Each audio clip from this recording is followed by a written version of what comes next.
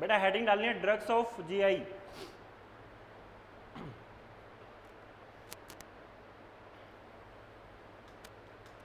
Sir online भी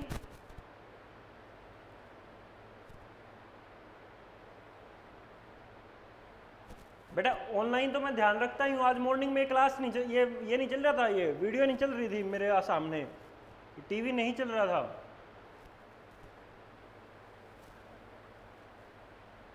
चल ठीक है, आगे से ध्यान रखेंगे भाई तेरा ऑनलाइन का भी।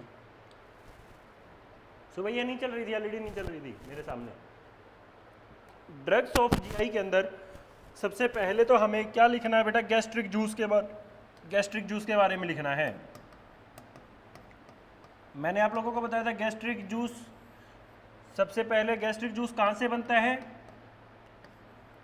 स्टमक से बनता है। दूसरी चीज मैंने क्या बताई थी, स्टमक के अंदर कितने सेल्स होते हैं बेटा, 3 सेल्स होते हैं। सबसे पहला chief cell, second parietal cells और third one is mucosal sales.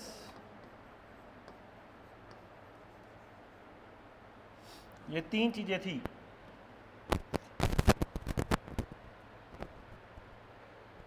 Parietal का दूसरा नाम लिखवाया था ऑक्जेंटिक, कौन सा है, क्या नाम था,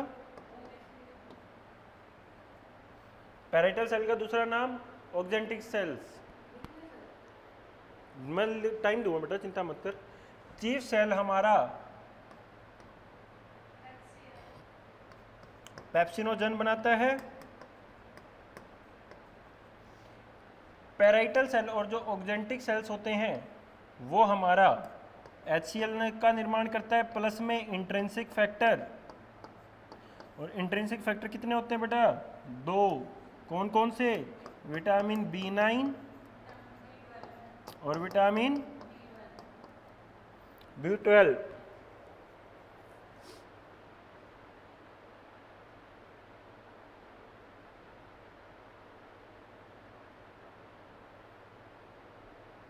एम्प्टी स्टमक में पेंटाप्राजोल और बी और रेनिटिव। मैंने कब बताया, मैंने कब बोला कि ये नहीं देते, दोनों यही तो बताया था एम्प्टी स्टमक देते हैं। मैंने कब नहीं ये बोला कि खाना खाने के बाद देते हैं ये दोनों, मैं तो मॉर्निंग से यही बोल रहा हूं। म्यूकोसल सेल्स क्या सिक्रेट करते हैं अपने, म्यूकस। पहले इस पॉइंट को लिखो,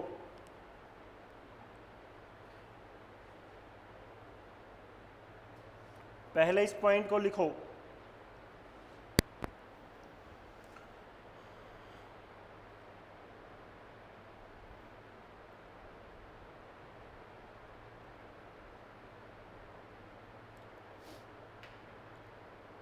MGOH में तुम्हें क्वेश्चन सर्च करने के लिए बोला था कि MGOH में क्या कोज होता है, डायरिया होता है और एल्यूमिनियम से कॉन्स्टिपेशन होता है।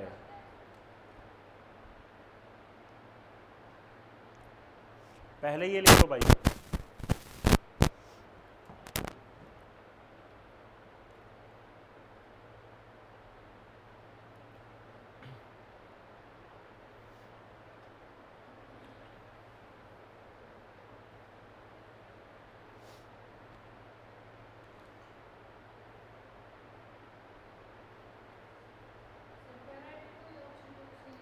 ऑक्सीटोसिन कड़ा है, क्यों मन्ना मरवाव है तू,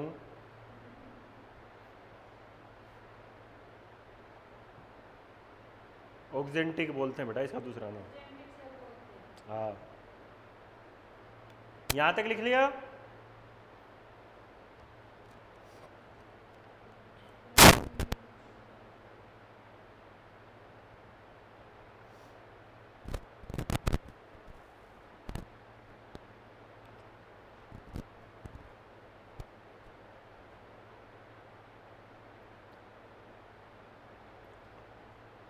यहां तक हो गया भाई, चलूं आगे।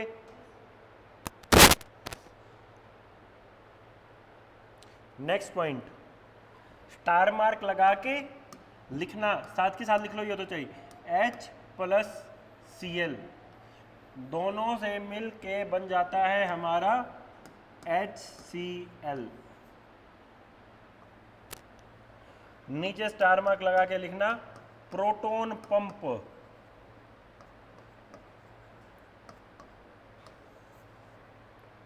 प्रोटॉन पंप एक्टिवेट करता है, प्रोटॉन पंप एक्टिवेट करता है और एक्टिवेट करके हमारा किसका फॉर्मेशन होता है? जब प्रोटॉन पंप एक्टिवेट होता है तो किसका फॉर्मेशन होता है? HCl का फॉर्मेशन होता है। उसके बाद नीचे हेडिंग डाल देना बेटा क्लासिफिकेशन ऑफ ड्रग्स। क्लासिफिकेशन,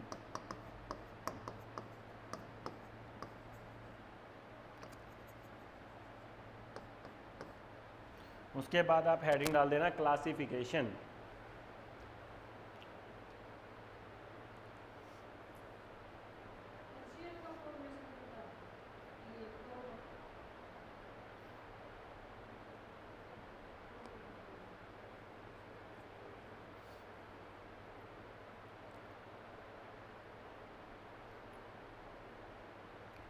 यहां तक हो गया?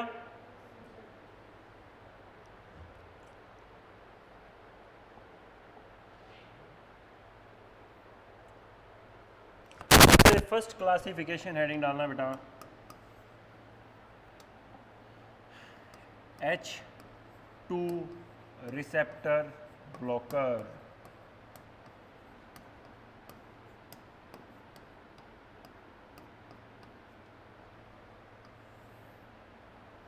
H2 receptor blocker. मैंने क्या बताया था H2 रिसेप्टर में कि जैसे H+Cl होता है, ये ड्रग किसको बाइंड कर लेंगी? H को ही बाइंड करने देगी और HCl बनने नहीं देंगी। तो यहाँ पे हम लिख सकते हैं these drugs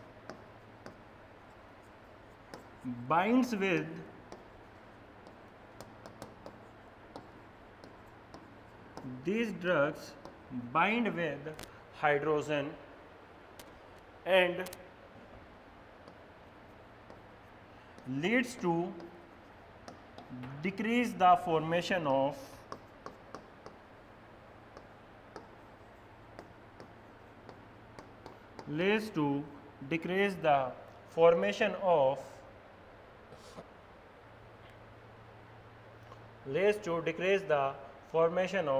HCl। तो मैंने एक बात बताई थी तुम्हें कि ये HCl को ही बनने नहीं देंगी, एसिड को बनने नहीं देंगी। तो सिंपल सा है, हिंदी में लिख ले एसिड बनने नहीं देंगी।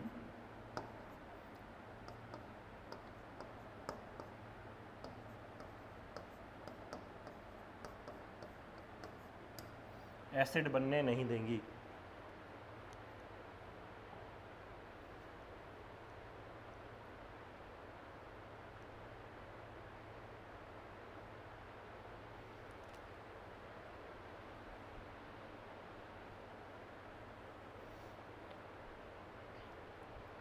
भाई यहां तक किसी को कोई दिक्कत थी ऑनलाइन वालों को?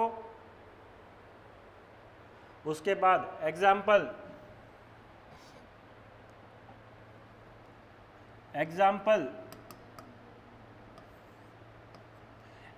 में मैंने आप लोगों को बताया था cimetidine, ranitidine,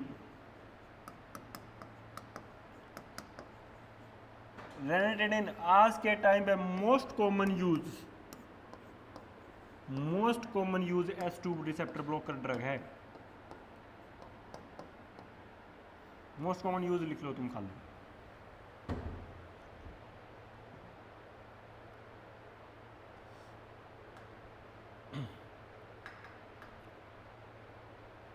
most common usable drug है।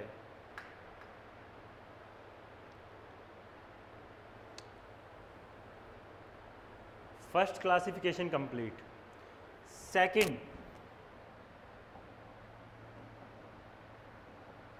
सेकंड क्लासिफिकेशन, सेकंड क्या बताई थी आप लोगों को? PPI,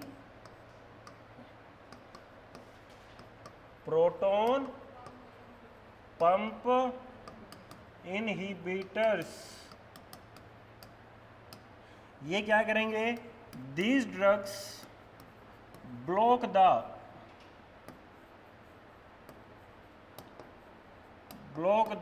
proton pump, these drugs block the proton pump, leads to decrease the formation of HCl.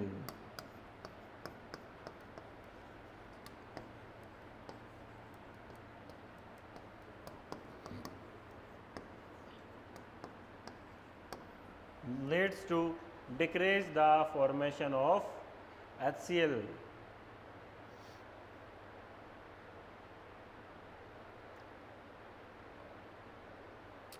Sir example, सबसे मोस्ट कॉमन एग्जाम्पल अपन यूज करते हैं बेटा कौन सा? पेंटापराजोल।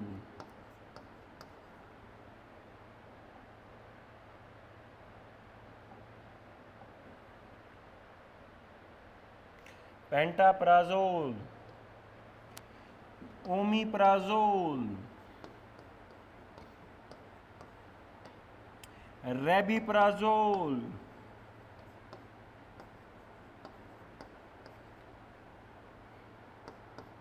इमीप्राजोल, ये देते हैं भाई।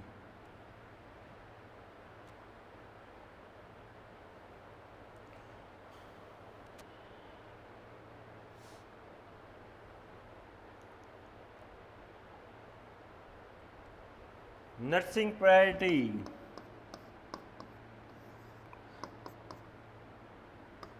ड्रग शुड बी गिवन है, सारी एक के चीज में है, एग्जाम्पल आ गए इसके। Drug should be given before breakfast,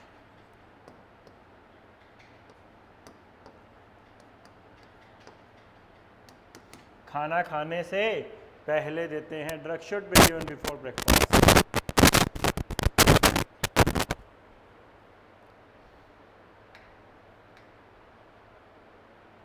खाली पेट मुझे बोलते तू।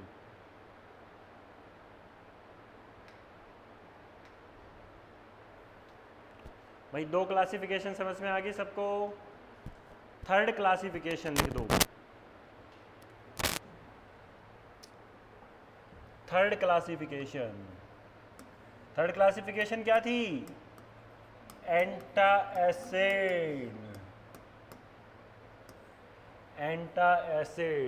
एंटाएसिड में हमने क्या देखा था कि सर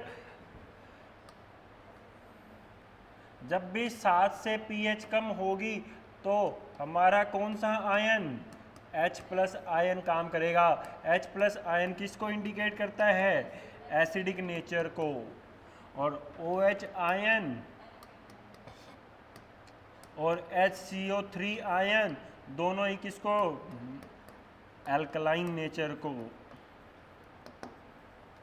और बेसिक नेचर को क्या करते हैं? डिफाइन करते हैं। तो यहाँ से हमारा एक फॉर्मूला निकलता है कि H+ ion is indirectly proportional to, किसके प्रोपोर्शनल? इनडायरेक्टली, डायरेक्ट नहीं बोलेंगे, indirectly proportional to OH ion.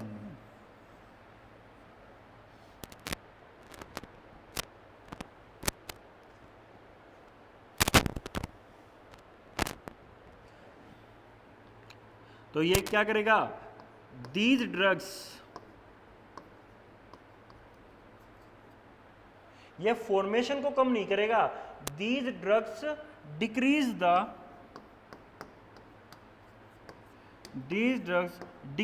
the formed HCl।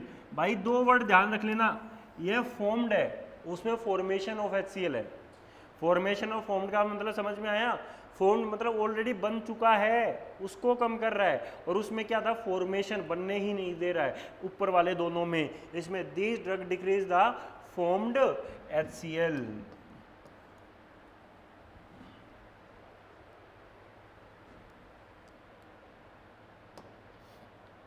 Example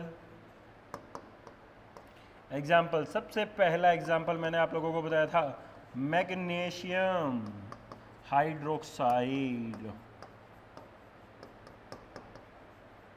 magnesium hydroxide का फॉर्मूला पूछे MgOH। दूसरा aluminium hydroxide AlOH।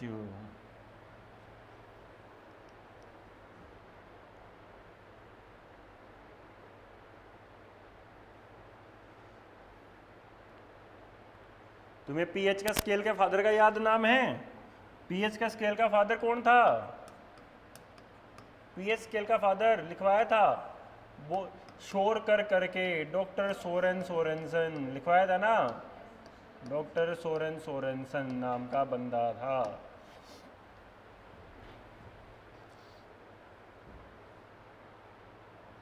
Doctor Sorensen नाम का बंदा था।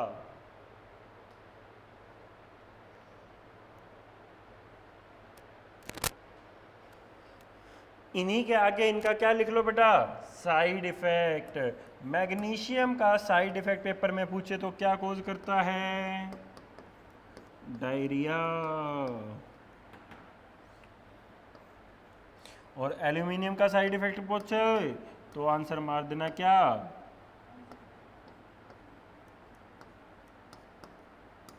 कॉन्स्टिपेशन।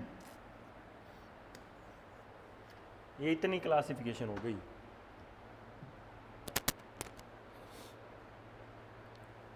इसको लिख दो भाई।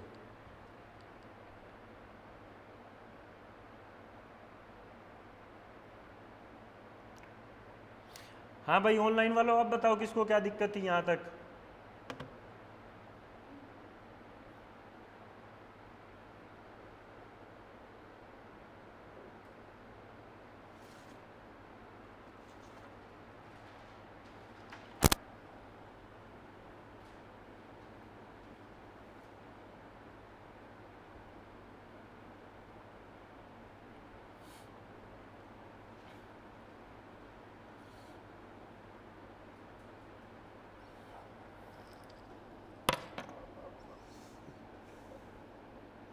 हो गया?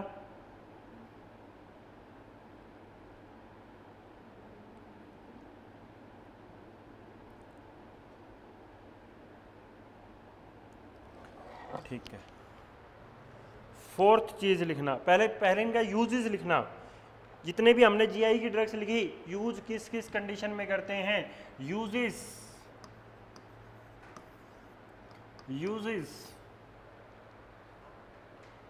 लिखते चले जाओ। Peptic ulcer,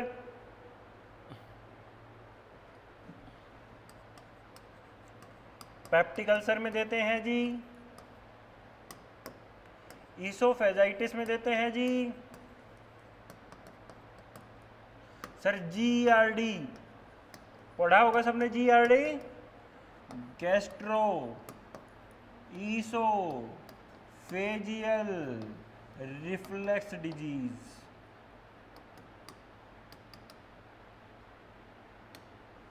gastro oesophageal reflex disease इसमें देते हैं जी। गैस्ट्रिक अल्सर में देते हैं जी। इन सब के अंदर अपन हम पेशेंट को H2 रिसेप्टर ब्लॉकर, एंटासिड्स वगैरह ये सब देते हैं।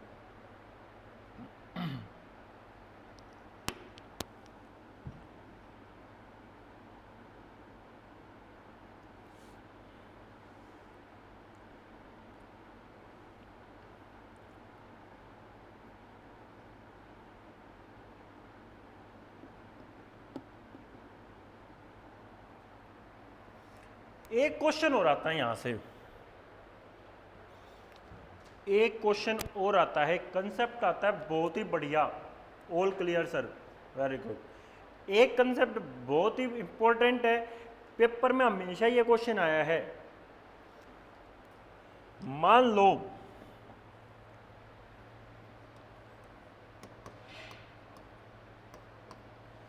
जितने भी बेटा हम किसी भी पेशेंट को कोर्टिकोस्टेरॉइड्स इंजेक्शंस देते हैं, स्टीरॉइड्स देते हैं, हाइड्रोकोर्टिकोसोन देते हैं, डेक्सामीथासोन देते हैं, पेपर में हमेशा पूछा जाता है इस ड्रग के साथ कौन सा इंजेक्शन साथ में देना चाहिए।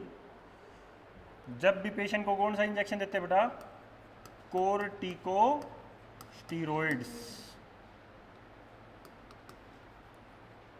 जब भी किसी बंदे को कौन सा इंजेक्शन चल रहा हो, कोर्टिकोस्टेरॉइड चल दे रहे हो, सुन लो पहले, जब भी किसी पेशेंट को कौन सा इंजेक्शन दे रहे हो, कोर्टिकोस्टेरॉइड्स दे रहे हो, तो what will be the nursing priority, मतलब नर्स को क्या ध्यान में रखना चाहिए, नर्स को क्या दिमाग में रखना चाहिए कि कोर्टिकोस्टेरॉइड के साथ कौन सा इंजेक्शन साथ में देना चाहिए या कौन सी मेडिसिन उसको साथ में देनी चाहिए।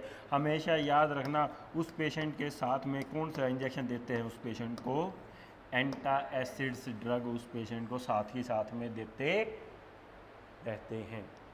इसका रीज़न पता है क्यों? नहीं पता है, पहले समझना इसका कंसेप्ट, फिर मैं आगे बात करता हूँ। कंसेप्ट समझना है, लिखेंगे बाद में अलग से। अभी आपने अभी आपने ग्लैंड पढ़ी थी जिसका नाम था बेटा, कौन सी ग्लैंड? Adrenal gland. कितने पार्ट थे एड्रिनल ग्लैंड के? 2। एक कॉर्टेक्स पार्ट था और एक कौन सा था? मेडुला। पढ़ा होगा सबने। सर कॉर्टेक्स की भी आपने 3 लेयर पढ़ी होंगी, कॉर्टेक्स GFR। ग्लोमेरुलोसा पढ़ी थी, जोना ग्लोमेरुलोसा, फेसिकुलेटा और रेटिकुलोसा, तीनों पढ़ी थी। ग्लोमेरुलोसा हमारा किस चीज का निर्माण करता है? मिनरेलोकोर्टिकोइड। और मिनरेलो किसका निर्माण करता है? एल्डोस्टेरोन का। और एल्डोस्टेरोन किसका लेवल बढ़ाता है? सोडियम का। और सोडियम जड़ा जड़ा जागोड़ा कौन ब्याह रखा है उसका है। ऐसे सीक्वेंस में याद करो, ऐसे ही पढ़ाया हो गया होगा। Adrenal glands sir 2 part, cortex और मेडुला। कॉर्टेक्स के 3, ग्लोमेरुलोसा, फेसिकुलेटा, रेटिकुलोसा। ग्लोमेरुलोसा मिनरेलोकोर्टिकोइड। मिनरेलो क्या बनाता है? एल्डोस्टेरोन। एल्डोस्टेरोन सोडियम के लेवल को और पानी के लेवल को।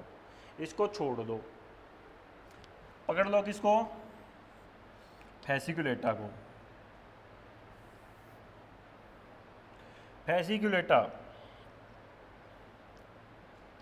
सर, फेसिकुलेटा हमारा किसका निर्माण करता है? ग्लूकोकोर्टिकोइड। किसका रे? और ग्लूकोकोर्टिकोइड में आपने पढ़े होंगे 3 चीजें, आपने सबसे पढ़े, कोर्टिसोन, कोर्टिसोल और हाइड्रोकोर्टिसोन पढ़े होंगे। ऑनलाइन वालों पढ़े हैं ना ये तो तुमने। बात यहां से क्या आती है, जब भी किसी पेशेंट का कौन सा इंजेक्शन चलता है बेटा? जब भी किसी पेशेंट का स्टीरॉयड, कोइड, तो स्टीरॉयड जब भी किसी पेशेंट का इंजेक्शन चलता है, बॉडी के अंदर स्टीरॉयड जाते ही हमारी बॉडी के अंदर ग्लूकोज के लेवल को बढ़ाना स्टार्ट कर देती है। किसके लेवल को? एक कंसेप्ट समझ लेना, जब जब बॉडी में स्टीरॉयड बढ़ेगा तो किसका लेवल बढ़ता चला जाएगा? ग्लूकोज का। और जैसे ही बॉडी में ग्लूकोज बढ़ना स्टार्ट होता है, ग्लूकोज बढ़ना स्टार्ट होते ही हमारे बॉडी के अंदर, क्योंकि हम खाना खाते हैं उससे भी तो ग्लूकोज ही मिलता है, और इंजेक्शन ले रहे हो स्टीरॉयड उससे भी क्या मिला? कंसेप्ट है दोनों अलग अलग। वो खाने से ग्लूकोज मिली है, किससे मिली? बट बॉडी को थोड़ी पता है ये ड्रग के कारण ग्लूकोज बनी है। बॉडी को ये नहीं पता ये खाने के कारण, उसको तो किससे मतलब है सिर्फ। और मैंने बताया था जब भी ग्लूकोज बॉडी में बढ़ेगा तो साथ में किसका लेवल बढ़ता चला जाएगा।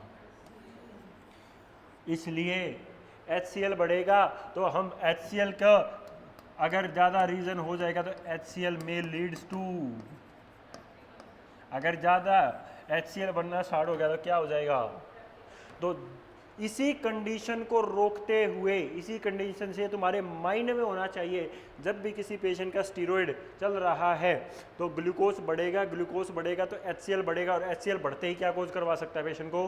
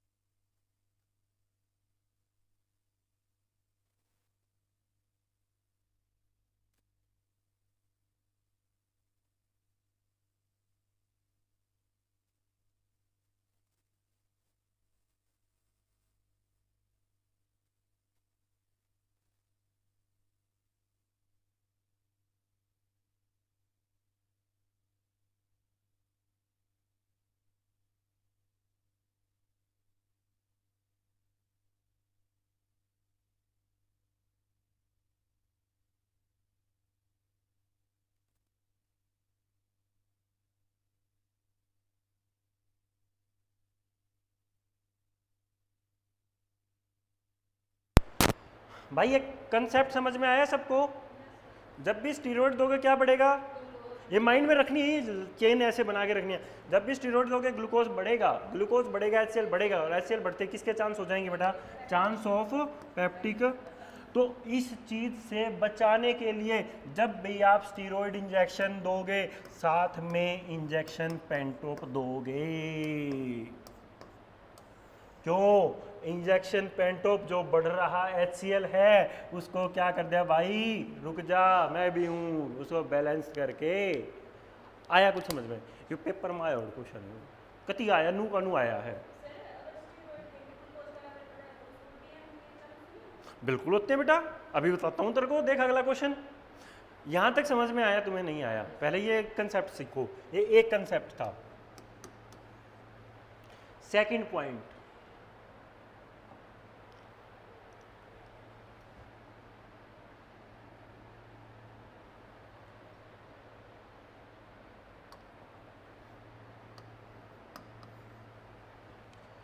तेरे वाली बात सर, स्टीरॉयड बढ़ा तो सच्ची सी बात है सर, ग्लूकोज का लेवल भी बॉडी में बढ़ेगा। और ग्लूकोज का लेवल अगर वो शुगर के केस में कर रहा है तो उस केस में स्टीरॉयड वाले पेशेंट के साथ साथ डॉक्टर साथ में चला के रखता है उसका insulin as per. Doctor special लिखेगा आपके पेपर में, नोट्स में, जो आपके पेशेंट की वो होगी फाइल होगी, उसमें लिखेगा कि अगर किसी पेशेंट का स्टीरॉयड चल रहा है, डॉक्टर को पता होता है ग्लूकोज बढ़ेगा, तो साथ में लिख के रखेगा आपके चार्टिंग पे कि insulin as per the sliding scale, as per the sliding scale. As per sliding scale का मतलब होता है कि 200 से लेकर 250 तक शुगर है तो 2 यूनिट देते हैं, 250 से 300 है तो 4 यूनिट, मतलब हर 50 के बाद 2 यूनिट बढ़ा देते हैं। कोविड में ऑलमोस्ट का था बेटा, बिल्कुल था।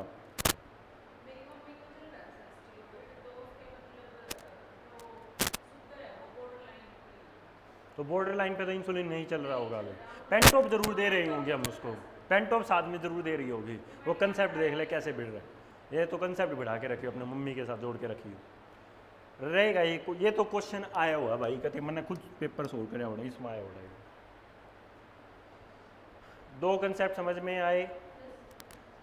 जब भी, ये तो अभी रिसेंटली का था जो मैं तुम्हें बता रहा था, एक पेशेंट थे अपने पास डिम्पल, उसका स्टीरॉयड चल रहे थे, उसका डेक्सामिथासोन टैबलेट चल रही थी 8 mg, कितनी 8 mg। जब भी उसको डेक्सामेथासोन देते तो उसका अगले दिन अर्ली इन द मॉर्निंग, जैसे नाइट में चलती बीडी चलती थी उसकी डेक्सामेथासोन, एक बार सुबह 8 बजे, एक बार शाम को 8 या 10 9 बजे के आसपास, क्योंकि 9 तो बज ही जाते थे मेडिसिन करते करते। 9 बजे जैसे ही उसको मेडिसिन देते हैं, सुबह उठ के देखते थे उसका early in the morning 6 AM जब हम फास्टिंग शुगर चेक करते थे उसकी 200, 225, 250 ऐसे मिलती थी उसको। कुछ वैसे वो DM थी हल्की फुल्की, और कुछ इसके कारण उसका बढ़ता जा रहा था। हमने 2 नाइट उसके पेंटोप ने वो नहीं दी, डेक्सा नहीं दी, विदहोल्ड कर दी डॉक्टर ने। बोला क्या देखते हैं क्या इसी रीजन के कारण तो वो नहीं हो रहा, तो वही रीजन मिला, अगले दिन उसकी शुगर बिल्कुल नॉर्मल 120 मिली। तो ये कंसेप्ट दोनों ध्यान में रखने हैं, याद रखोगे पक्का? यहाँ तक किसी को कोई दिक्कत? तो जब भी ऐसे क्वेश्चन बना के लिख लो, जब भी कोर्टिकोस्टेरॉइड दे रहे हो तो nursing priority give the antacids, give the antacids, give antacids. Example injection Pantop, injection नहीं दे रहे टैबलेट दे दो कोई दिक्कत नहीं, पर जरूर चलानी है। हाँ बिल्कुल बेटा, डेक्सा फिर यही तो मुन्ना, डेक्सा मोनिका कैसी बात कर रही है तू भी? डेक्सा कोर्टिकोस्टेरॉइड नहीं है, डेक्सामेथासोन लिखवाए तो थे, कोर्टिकोस्टेरॉइड में एग्जाम्पल नहीं लिखवाए क्या? एग्जाम्पल यहाँ पे लिख लो, एग्जाम्पल जैसे कि प्रेडनिसोलोन, प्रेडनिसोलोन को MPS भी बोलते हैं, मिथाइल प्रेडनिसोलोन, ठीक है। डेक्सामेथासोन,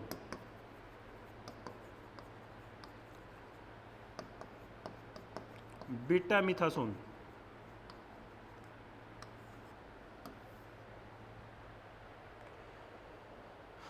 तीनों चीज लिखो दो भाई, पहले ये लिख दो फिर इसका रैशनल अलग से लिख लेना, क्यों होता है सर ऐसा? ये पहले ये ऐसे लिख लो, फिर नीचे हेडिंग डाल देना रैशनली। इसका रीज़न क्या है? रैशनली, RATIONALE,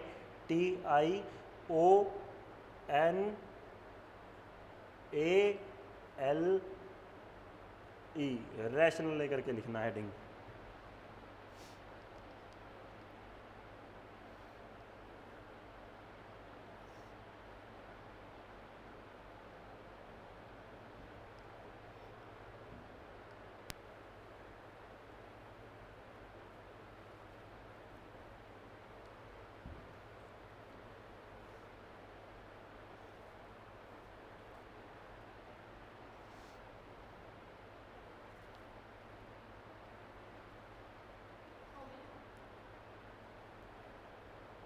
साइड हो जाओ, साइड में ही तो और कहाँ हूँ? इस पे ऊपर बैठ जाऊँ, यहाँ बोर्ड के ऊपर बैठ जाऊँ? पिंकी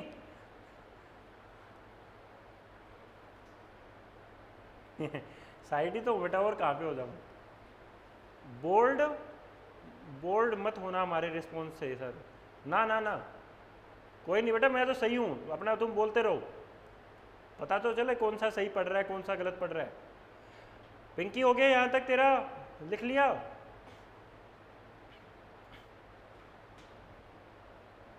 हेडिंग डाल दिया रैशनल ने? नेक्स्ट पॉइंट, रैशनल में फर्स्ट पॉइंट, फर्स्ट रैशनल है ये डाल देना और सेकंड ये डाल देना, दोनों रैशनल लिख दो। ये शुगर के लिए है, अगर स्टीरॉयड बढ़ेगा तो ग्लूकोज बढ़ेगा, ग्लूकोज बढ़ना क्या कहलाएगा?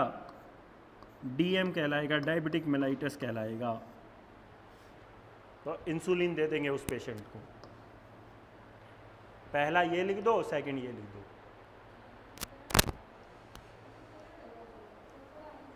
अरे वो लिख रखा है तुमने, वो नहीं लिखना, ये लिखना बस। हाँ वो तो तुमने आ रहा, वो तो कंसेप्ट था खाली कि उसका पार्ट है।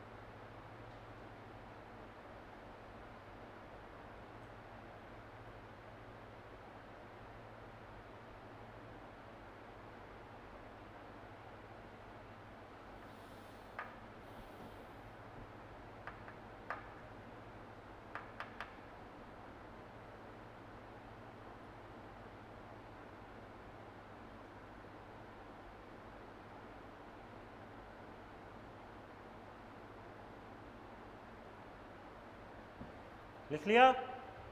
चलूं आगे?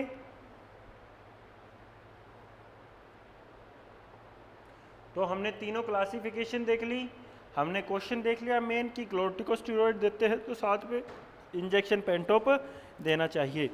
नेक्स्ट पॉइंट, फोर्थ चीज लिखना बेटा, diarrhoea.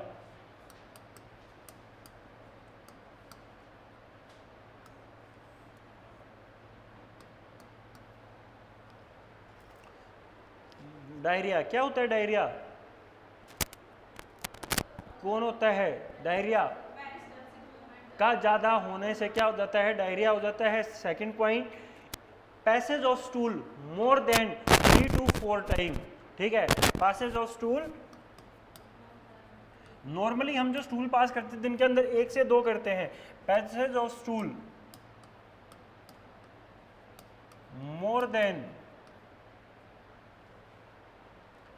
4 to 5 time in a day. Sir diarrhoea का रीजन क्या होता है, क्यों होता है? Due to increase peristalsis movement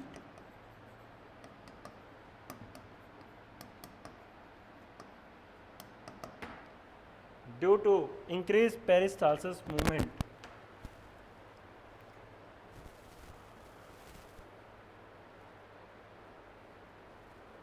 contaminated food causes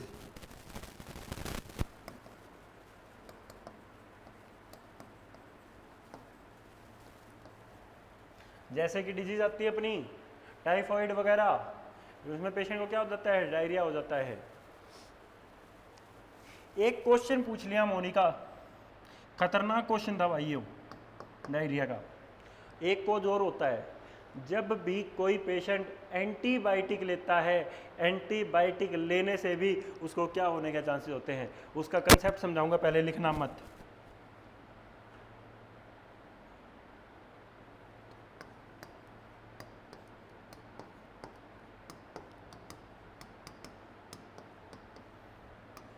ये पेपर में क्वेश्चन आया था कि एंटीबायोटिक लेने से पेशेंट को क्या हो सकता है, डायरिया हो सकता है, कॉन्स्टिपेशन हो सकता है।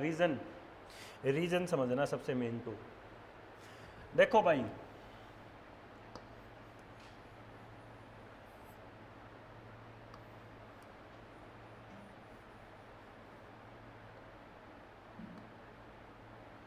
ये हमारी लार्ज इंटेस्टाइन, लार्ज इंटेस्टाइन के यहाँ पे हमारे कौन से प्रेजेंट है, ये हमारी स्मॉल इंटेस्टाइन, ठीक है। ऐसे ही होती है सेम,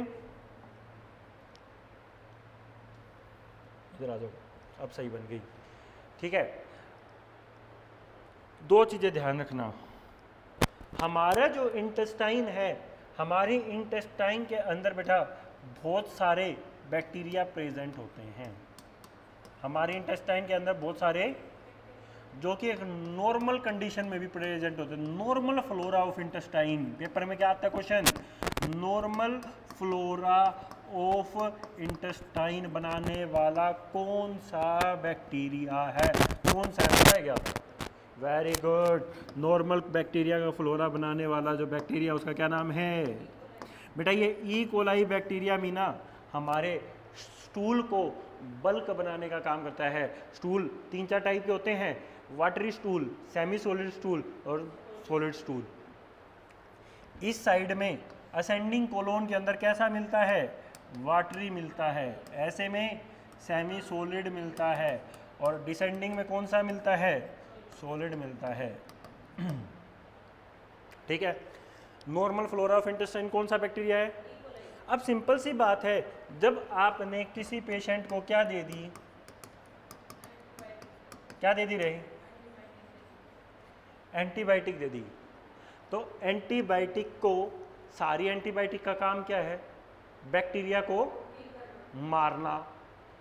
इस एंटीबायोटिक को ये थोड़ी पता था ई कोलाई तेरे बॉडी के काम की चीज़ है, क्योंकि ई कोलाई किसका बनाने का काम करती है, स्टूल के बल्क बनाने का, स्टूल बल्क फॉर्मेशन करवाता है। ये क्या करवाता है, स्टूल का बल्क फॉर्मेशन, मतलब बल्क बनाने का, गुच्छा बनाने का काम करवाता है। इस एंटीबायोटिक को नहीं पता था कि ये कोलाई मेरे काम की चीज़ है, मेरे बॉडी के काम की चीज़ है। अरे यह एंटीबायोटिक क्या करेगी, इस ई कोलाई ने भी जाकर क्या कर देगी, अट जा रे, ख़त्म कर दूंगी तना कती। अरे ये क्या कर देगी, इस ई कोलाई ने भी क्या कर देगी, जाके ई कोलाई ने भी क्या होगा,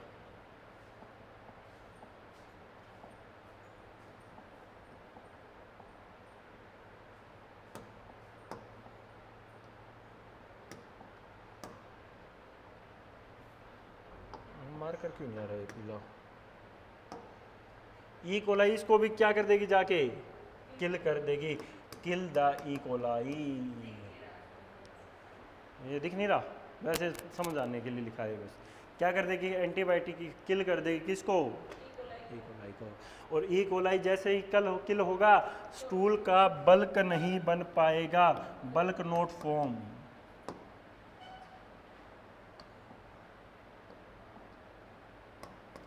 बल्क नॉट फॉर्म, और बल्क नहीं बनेगा तो पेशेंट को क्या आना स्टार्ट हो जाएगा।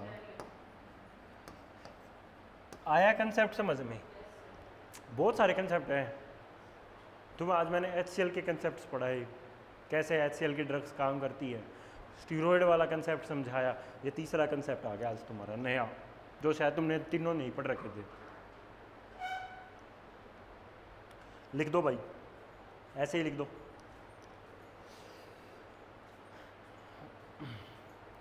मंजू पानी पिला दे बेटा एक गिलास।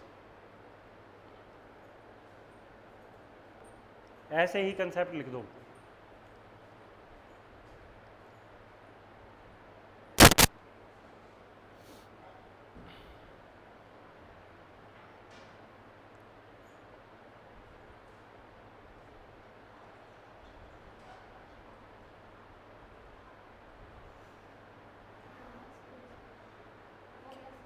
ये हो गया, ये कंसेप्ट उतार दो ऐसे ही, ये लिख देना असेंडिंग कोलोन में वाटरी, ये तो नाम तो पता ही होंगे तुम्हें, असेंडिंग कोलोन ये तो तुम्हें पता है। इसको ऐसे ही बना के लिखना बेटा, बना के लिखना इसको डायग्राम सा, ताकि कंसेप्ट याद रहे तुम लोगों को। अरे वैसे गिलास ले आती है ट्रे क्या। थैंक यू जी।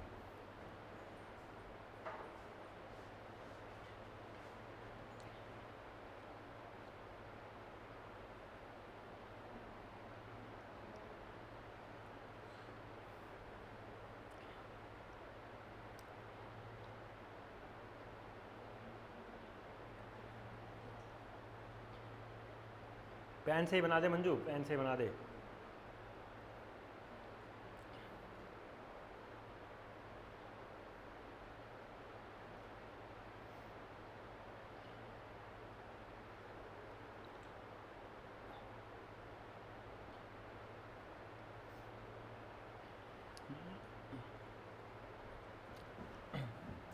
मैं इसको डार्क कर देता हूँ, तुम कह रहे थे दिखेंगे रहा।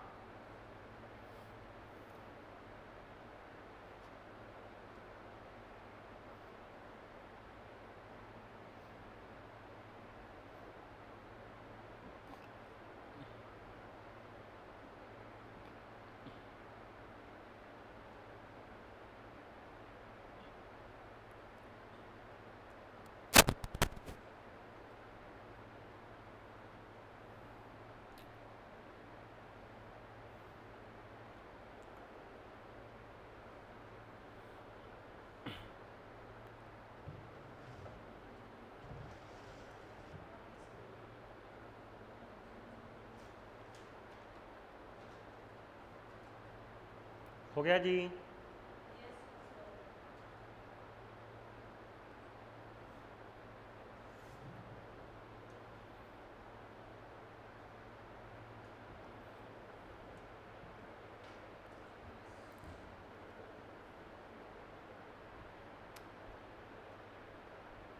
भाई ऑनलाइन वालों को कंसेप्ट समझ में आ गए दोनों?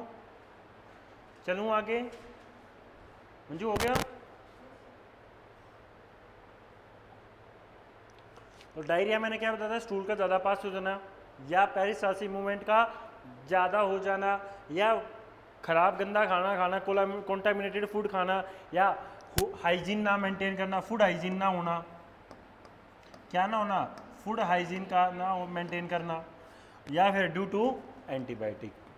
अब यहाँ से दो चीज़ें आती हैं कि मैंने अब तुम्हें बताया था एंटीबायोटिक दो टाइप के में आते हैं।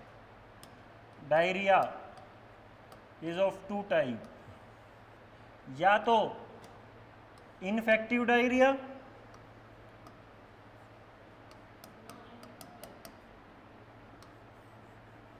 या नॉन इन्फेक्टिव।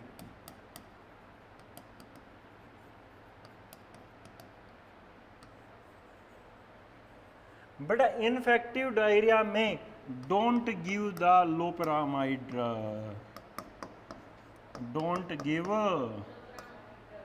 ये इनसे नाम लिख लेना, don't give loperamide drug. Non infective में गिव, हाँ दे सकते हैं बेटा इसे।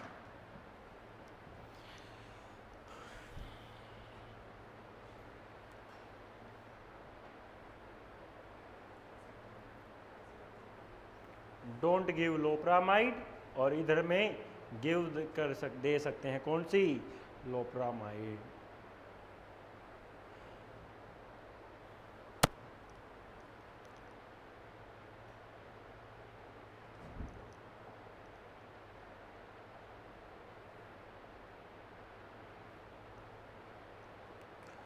एक वेरी इंपॉर्टेंट क्वेश्चन आता है, एक क्वेश्चन आया भाई 2-3 बार आया है।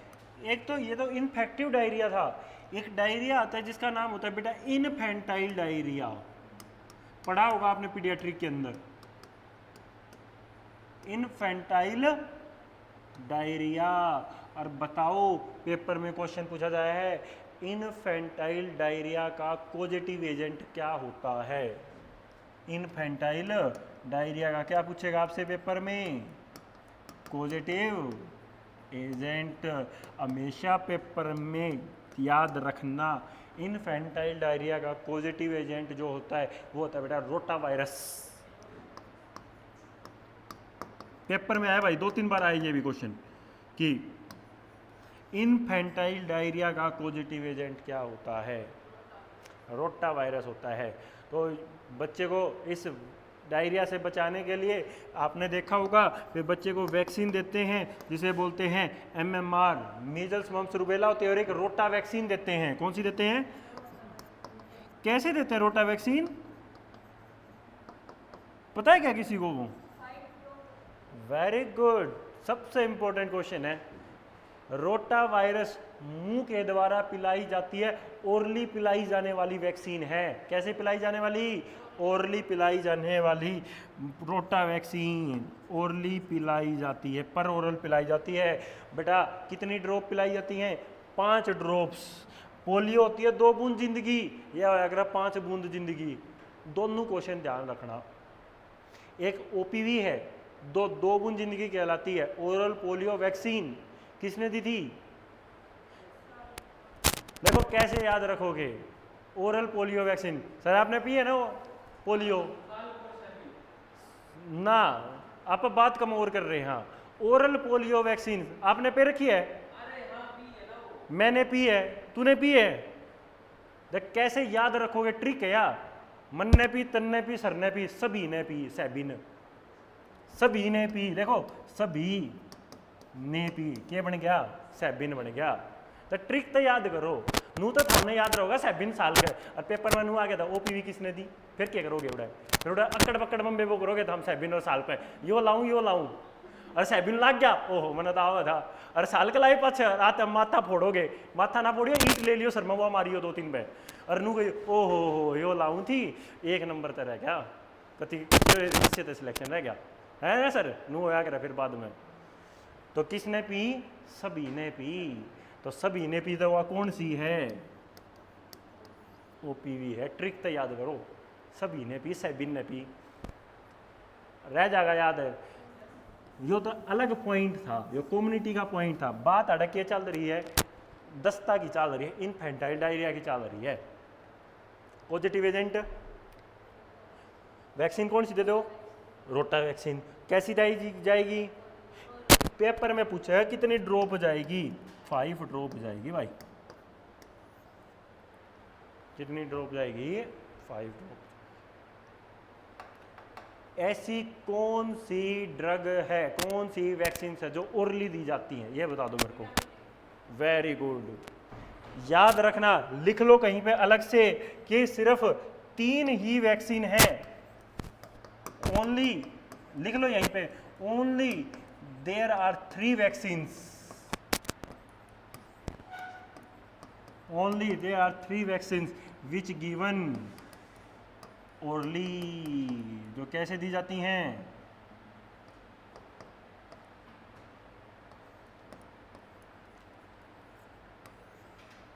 which given orally।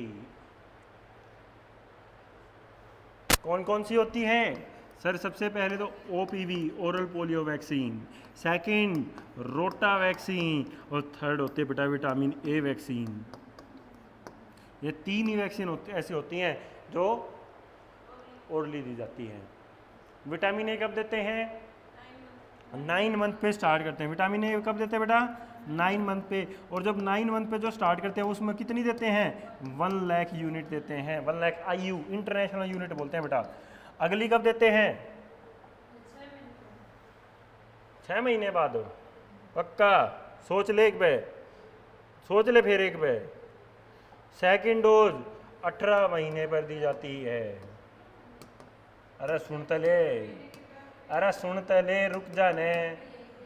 पहली डोज 9 महीने पे है, दूसरी डोज 18 महीने पे, अगली वाली सारी डोज 6 का पहाड़ा पर डोई। 6 के पहाड़े में कितने 9 आवे निकम्मो? 6 के पहाड़े में क्या आवे? हाँ बराबर, 6 के पहाड़े में 9 आवे। 6 के पहाड़े में क्या आवे? 18। 6 तिये, 6 चौक, 6 पंजे, 6 छीक, 6 सते, 6 सते 42, 8 छीक, 8 नीम, 6 नीम 54, और 6 राये 60। इतने ऐसे लगती हैं डोज।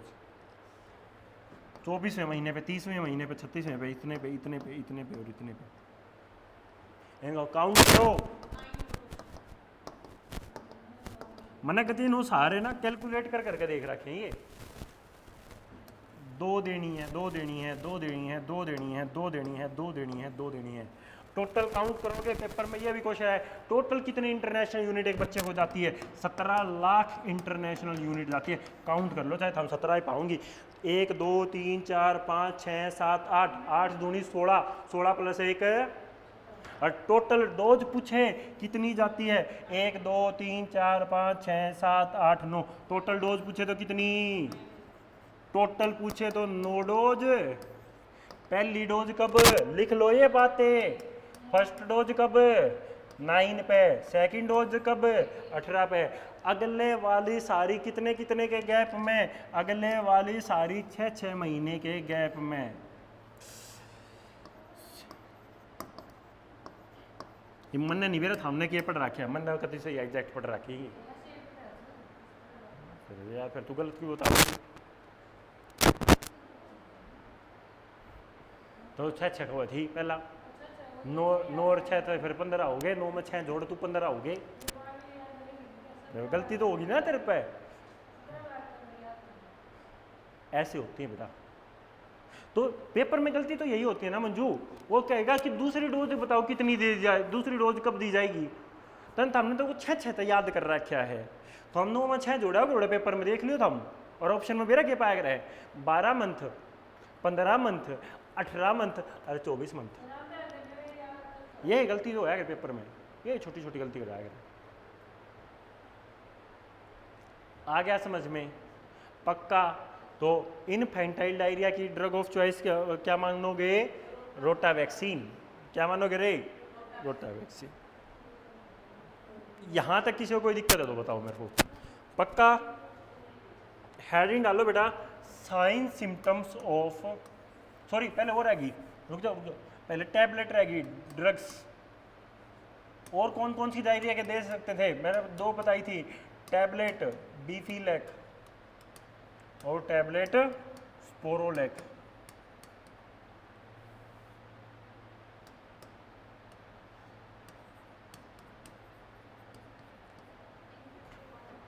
टैबलेट बीफीलैक, और इनके बारे में लिखना नहीं, बस खाली नाम नाम लिख ले, डायरिया की ड्रग्स ना। ना वैसे ही नॉर्मली ओवरऑल डायरिया की ड्रग्स है बेटा ये।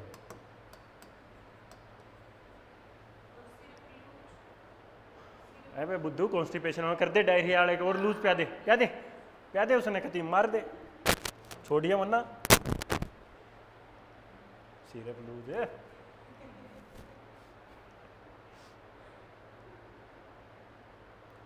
ज़्यादा ओवर कॉन्फिडेंस भी कर दे, मारा दिया करे अपने, सच्ची में हकीकत है बात। एडिंग डाला बेटा sign symptoms of diarrhoea. Sign symptom of diarrhoea. Sir diarrhoea के अंदर सबसे पहला क्या होगा? सिंपल सी बात है, स्टूल जब बॉडी से जाएगा तो अपन बच्चे के अंदर क्या चेक करते हैं? सबसे पहले बच्चे के अंदर एंटीरियर फोंटिनला चेक करते हैं। डायरिया के अंदर डिप्रेस्ड फोंटिनला भी देखने को मिलेंगे। क्या मिलेंगे भाई? डिप्रेस्ड फोंटिनला। कैसा मिलेगा बच्चे का फोंटिनला? डिप्रेस्ड मिलेंगे।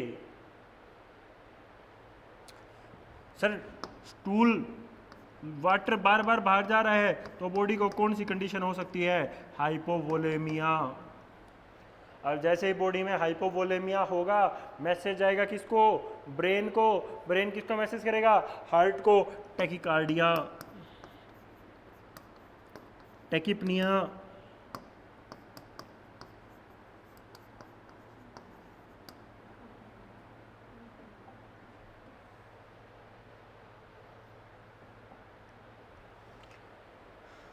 स्किन कैसी हो जाएगी? ड्राई स्किन हो जाएगी, फ्लूइड है ही नहीं अंदर। बिल्कुल कैसी स्किन देखने को मिलेगी? Dry skin. Dry skin.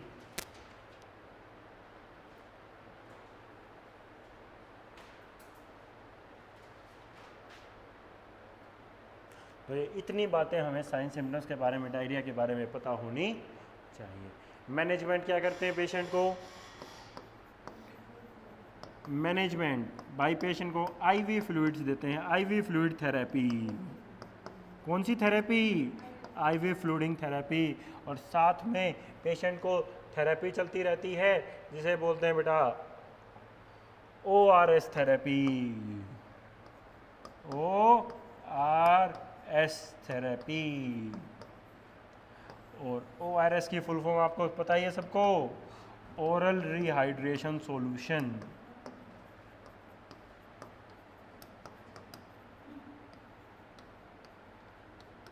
Oral rehydration solution.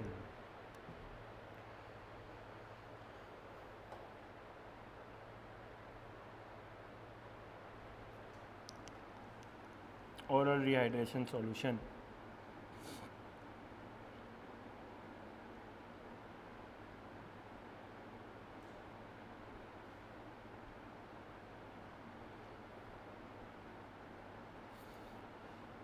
Next point लिखना, कंपोजिशन ऑफ ORS। पेपर में क्वेश्चन आता है भाई कंपोजिशन ऑफ ORS से।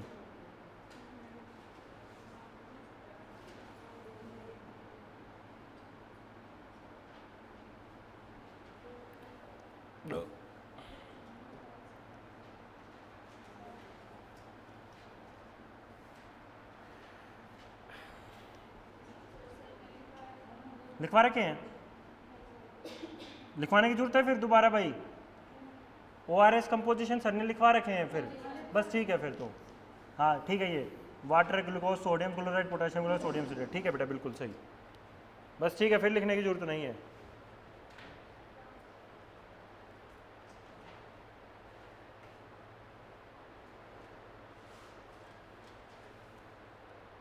आगे चलूं?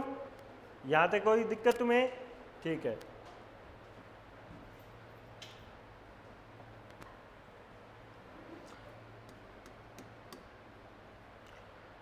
Next point, constipation.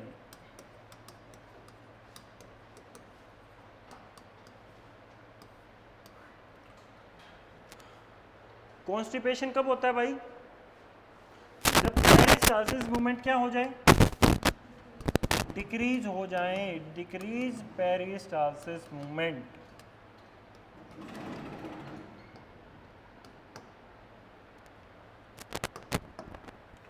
Peristalsis movement कम होगा तो पेशेंट को क्या होने के चांसेस? कॉन्स्टिपेशन होने के चांसेस उस पेशेंट को हो जाते हैं। और कॉन्स्टिपेशन किसका सबसे ज़्यादा साइड इफेक्ट था? एल्यूमिनियम का था। सर कॉन्स्टिपेशन के अंदर हम क्या करते हैं? सबसे पहला पेशेंट को हम एनीमा प्रोवाइड करते हैं। क्या देते हैं? एनीमा। कॉन्स्टिपेशन के केस में क्या देते हैं पेशेंट को? एनीमा।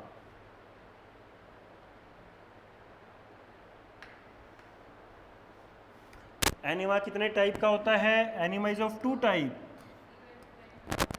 इवैक्यूएंट एनीमा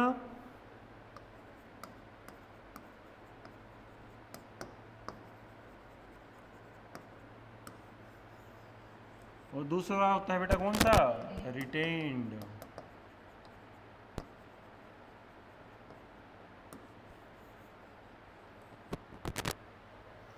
इवैक्यूएंट तो एक बार डाला वापस बाहर निकाल दिया, रिटेन्ड वाले को बॉडी के अंदर कम से कम रखा जाता है। रिटेन का मतलब होता है बॉडी के अंदर रखना। सर इवैक्यूएंट एनीमा कौन से वाला, इवैक्यूएंट एनीमा। इवैक्यूएंट एनीमा के अंदर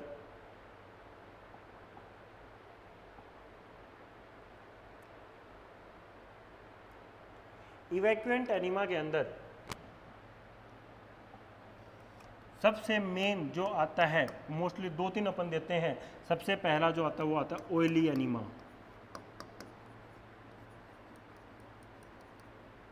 और एक जो अपन इस केस में देते हैं पेरिस्टालसिस मूवमेंट को बढ़ाने के लिए, उसको कौन सा एनीमा बोलते हैं बेटा, पुरगेटिव एनीमा।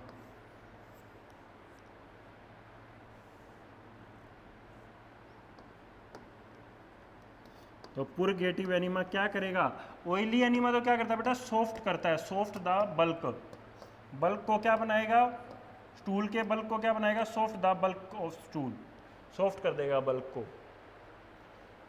पुरगेटिव क्या एनीमा क्या करेगा, increase the peristalsis movement.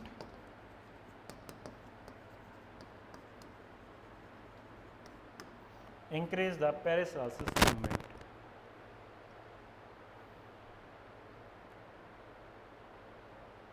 Increase the peristalsis movement. एक होता है फ्लैटस, जो गैस रिलीज करते हैं उसको इंग्लिश में क्या बोलते हैं, फ्लैटस। तो कई बार होता है ना जी, गैस बन गई पेट में, तो गैस को पास निकलवाने के लिए भी एक एनीमा यूज होता है, वो भी पेपर में बहुत बार आया है, उसको बोलते हैं बेटा कार्मिनेटिव एनीमा।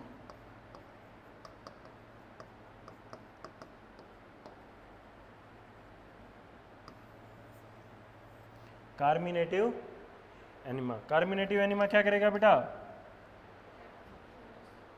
इंक्रीज फ्लैटस को पास करवाएगा, फ्लैटस को पास करवाएगा।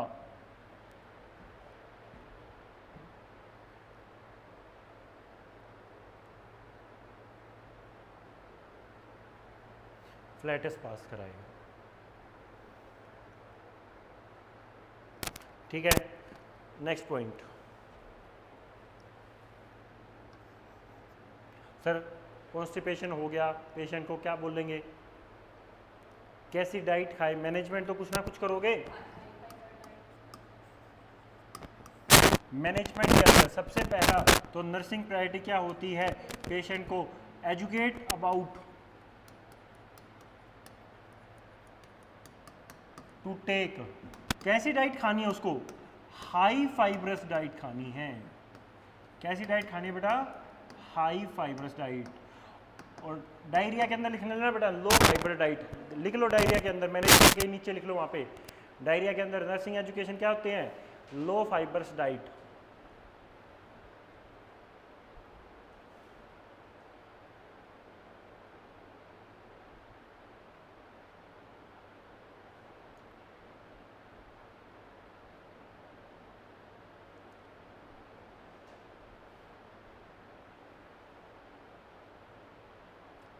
ठीक है, सबसे पहले क्या एजुकेट करेंगे पेशेंट को कि हाई फाइब्रस डाइट उस पेशेंट को खाते रहना है। सेकंड मैंने आपको बताया था, पेशेंट को बोलते हैं बेटा take more fluid, take warm fluid. कैसा लिए, कैसा पानी वगैरह पिए, वार्म फ्लूइड ले, क्योंकि जितना ज़्यादा गर्म पिएगा उतना ज़्यादा पेरिस्टालसिस मूवमेंट बढ़ेंगी। तो क्या लेना है उसको, टेक द वार्म फ्लूइड, क्योंकि वार्म फ्लूइड क्या करवाएंगे, इंक्रीज द पेरिस्टालसिस मूवमेंट।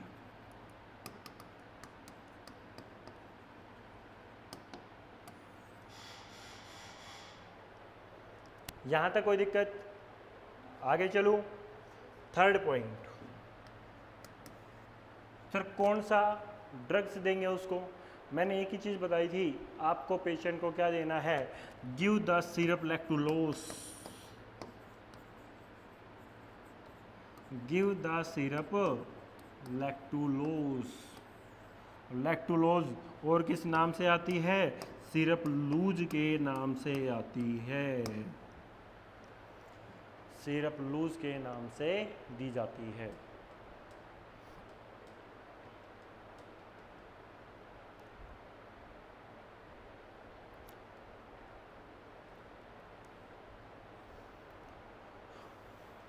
ठीक है, बट एक पॉइंट तुम्हें सबसे स्टार मार्क लगा के बताया था कि जब भी लूज देंगे पहले before giving loose ask the patient.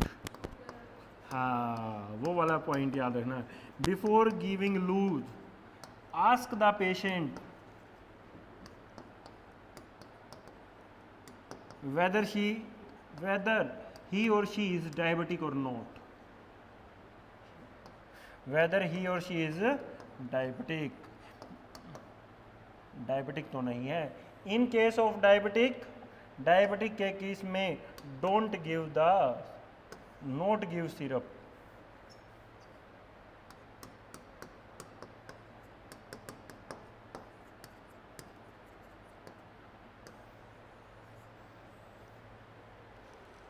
Note give the syrup. तो ये इतनी बातें थी हमारे किसके बारे में बेटा, कॉन्स्टिपेशन के बारे में। टेक क्या करना है उसको, लूज की कसूती स्टोरी है सर, क्लास में आऊंगी तब बताऊंगी। एक पेशेंट ने सारी पी ली रात को बेटा जिसको कॉन्स्टिपेशन ज़्यादा होते हैं उसको पिलानी भी पड़ती है। अभी ना एक मोनिका, अभी रिसेंटली में एक पेशेंट था निकू में, उसको पता है कितनी लूज चल रही थी, हाफ लूज पिला रहे थे उसको एक टाइम पे। आधी से मतलब वो टोटल आती है 60 या 70 ml के आसपास की आती है, वो पूरी 50 या 70 ml के आसपास की होती है वो, उसको आधी पिलाई जाती है, 30-35 ml एक टाइम पे पिलाई जाती है, मतलब 6 ढक्कन पिलाए जाते थे उस पेशेंट को। एंड ये उतरना मुश्किल होगा, वो आर्मी में था, वहम हो गया उसको यहाँ तक हो गया। नेक्स्ट पॉइंट सर, हमने सबसे पहला हमने देखा H2 वाला, सेकंड हमने क्या देखा PPI वाला, थर्ड हमने देखा एंटासिड वाला, फोर्थ हमने देखा किसके बारे में, डायरिया के बारे में, फिफ्थ हमने किसके देखे के बारे में देखा, कॉन्स्टिपेशन के बारे में, सिक्स्थ आ जाओ, एक होता है डायरिया। 4 वर्ड निकल के आते हैं यहां से, 4 वर्ड सीखना, पहले लिखना मत।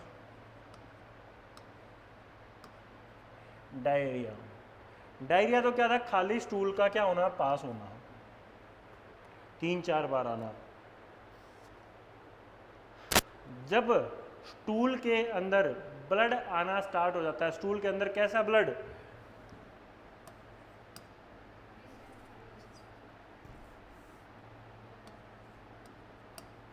Dark blood with in stool क्या कहलाता है, बोलो ना बेटा। Dysentery dark blood with in stool नहीं होता ना।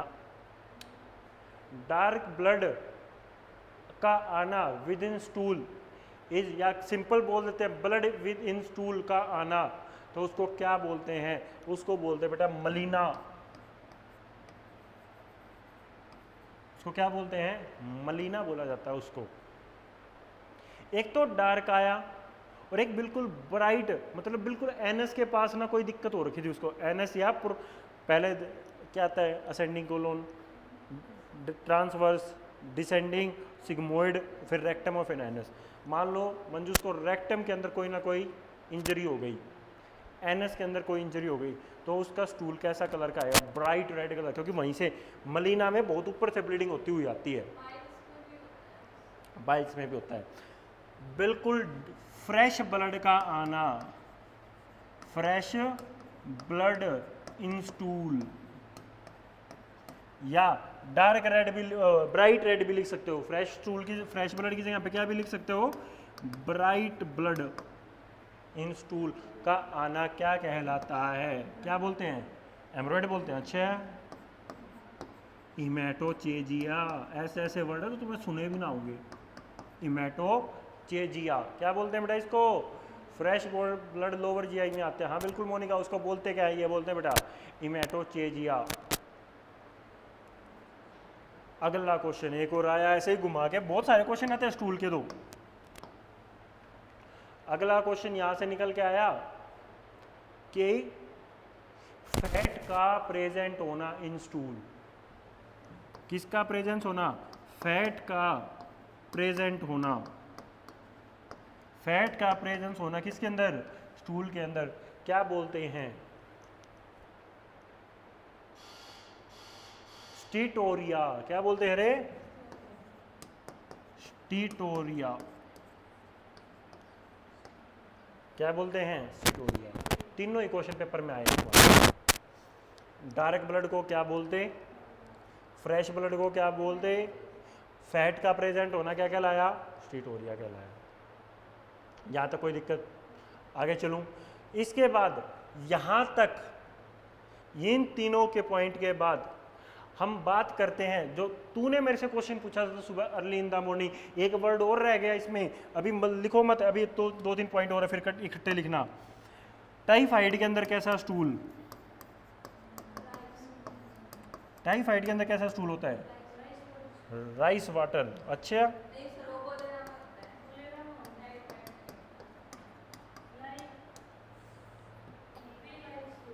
टाइफाइड के अंदर कैसा? P like stool. सर सारे यहीं लिखवा दो। कोलेरा, कोलेरा का कैसा? Rice watery stool. एक डिजीज आती है जिसको बोलते हैं मेगा कोलोन हिर्सप्रंग डिजीज। कौन सी? मेगा कोलोन, ऐसी का दूसरा नाम हिर्सप्रंग डिजीज। इसके अंदर कैसा स्टूल आता है? पढ़ा है? और इसी के मिलती जुलती एक डिजीज और होती है जिसको बोलते हैं इंटूससेप्शन। इंटूससेप्शन। इंटूससेप्शन के अंदर मतलब जब एक इंटेस्टाइन दूसरे के अंदर घुस जाती है, उसके अंदर कैसा आता है? इस मेगा कोलोन के अंदर आता है बेटा रिबन लाइक स्टूल। ये सारे क्वेश्चन पेपरों में आएंगे भाई, सारे के सारे। इंटूससेप्शन में कैसा आता है? जेली लाइक स्टूल आता है।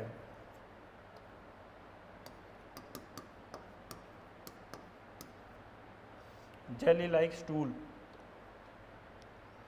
नेक्स्ट, किसी पेशेंट को बेरियम एनीमा दे रखा है। बेरियम एनीमा, कैसा स्टूल आएगा? चौकी वाइट स्टूल आता है।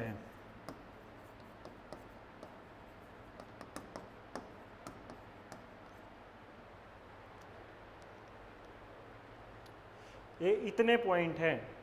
इसके बाद जो लास्ट पॉइंट बचता हमारे जीआई सिस्टम का, बिल्कुल लास्ट है भाई ये, फिर जिसको बोलते हैं डिसेंट्री। ये था वो तेरा क्वेश्चन। इतने पॉइंट्स के बाद ये वर्ड निकल के आता है तेरा डिसेंट्री। डिसेंट्री का मतलब होता है वाटर, म्यूकस तो आ ही रहा है, म्यूकस विद प्लस में पस आता है। इसमें क्या आता है? इसमें म्यूकस प्लस स्टूल के अंदर, स्टूल के अंदर किसका प्रेजेंस होना? म्यूकस विद पस का प्रेजेंट होना। म्यूकस विद पस का प्रेजेंट होना हमारा क्या कहलाता भाई? डिसेंट्री।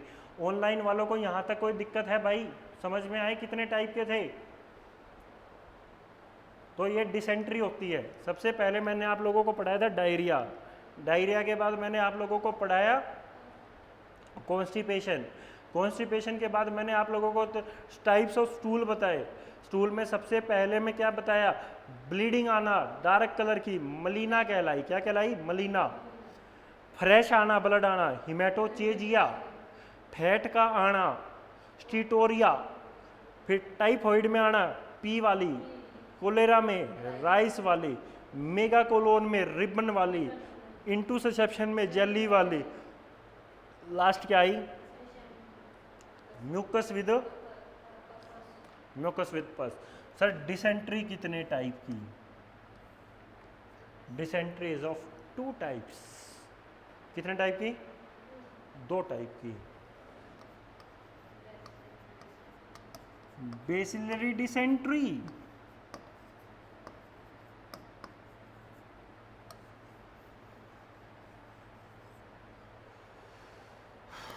और third one is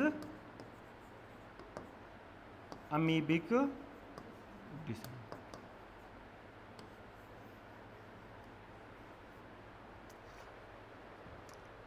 bacillary dysentery का पॉजिटिव एजेंट पूछेगा आपसे पेपर में, अमीबिक का पूछ सकता है। बेसिलरी का जो पॉजिटिव एजेंट होता है वो होता है बेटा सिजेला, जिसको तुम सिजेलोसिस बोलते हो, सिजेला। और अमीबिक का सबको पता होता है, अमीबिक का तो एंट अमीबिका हिस्टोलिटिका।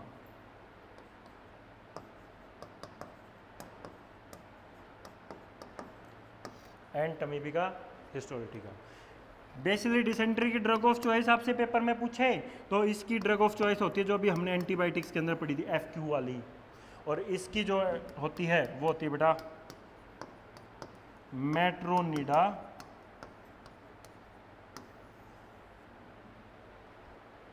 जो। ये इतनी चीजें आपको याद होनी चाहिए। टाइम हो गया आपका, जाना है?